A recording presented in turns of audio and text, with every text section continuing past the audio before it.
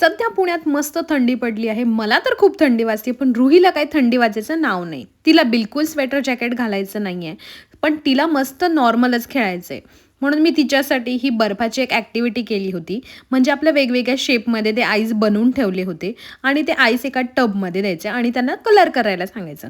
बऱ्यापैकी ही वेळ म्हणजे वेगवेगळ्या शेपमध्ये तुम्ही बनवून ते बराच वेळ ही ॲक्टिव्हिटी चालते आणि मस्त मुलं खेळतात. थंडीच्या दिवसात थोडी काळजी घ्यावी लागते, पण मेक शुअर की त्यांनी बर्फाला हात नाही लावणार आणि फक्त कलर करतील. सो अशी ही तिची ॲक्टिव्हिटी चालू होती आणि रोज रात्री ना जेवायला काय करावं हा खूप मोठा प्रश्न असतो आणि त्यातल्या त्यात थंडीच्या दिवसात काहीतरी गरम-गरम खावंसं वाटतं.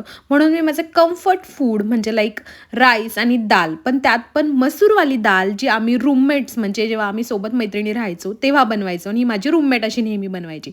सो मी मस्तपैकी मसूरवाली दाल बनवली आणि छानसा गरम-गरम राईस लावला. सो ह्या राईस आणि दाल ही is like nostalgia for me म्हणजे हे खूप आठवण येते मला जेव्हा पण मी हे खाते.